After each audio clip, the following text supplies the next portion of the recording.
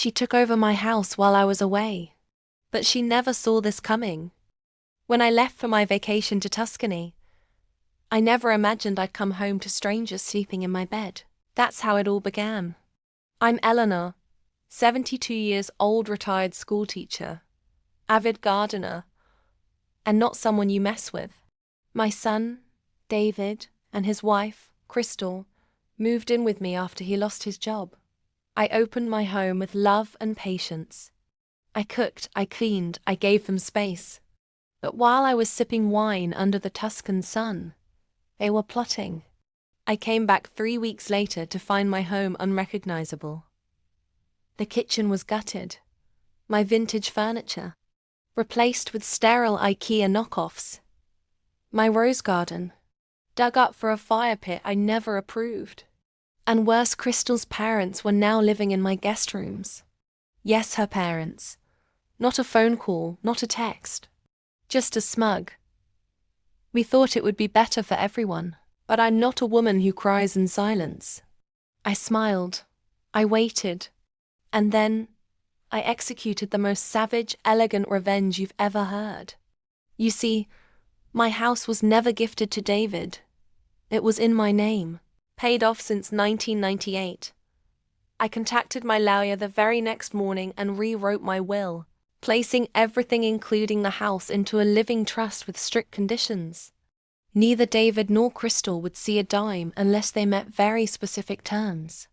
One of those terms: leaving my house within 30 days. Oh, but it gets better. I called an old friend, Rita. Think Meryl Streep meets the IRS. She was recently divorced and needed a place to stay. I offered her the master suite. And let's just say, Crystal did not enjoy sharing space with a woman who listens to opera at 6 a.m. and reheats garlic stew at midnight. Suddenly, Crystal's parents were gone.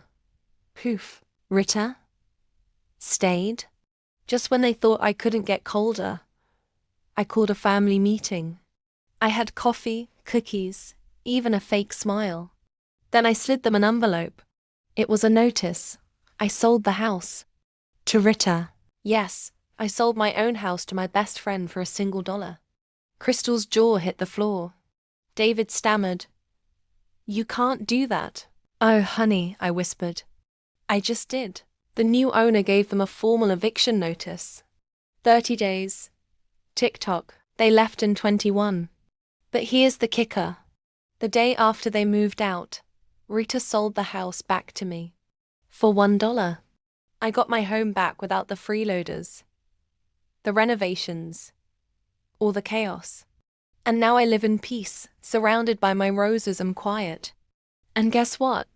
Crystal tried to come back to apologize, so I sent her a photo of my front door. Locked. The moral of the story: never underestimate a little old lady with a passport and a plan. If you thought this revenge was cold, you haven't seen anything yet. Subscribe now for more real-life revenge stories that prove it's never too late to fight back and win. Because sometimes karma needs a little push. And I'm happy to deliver it.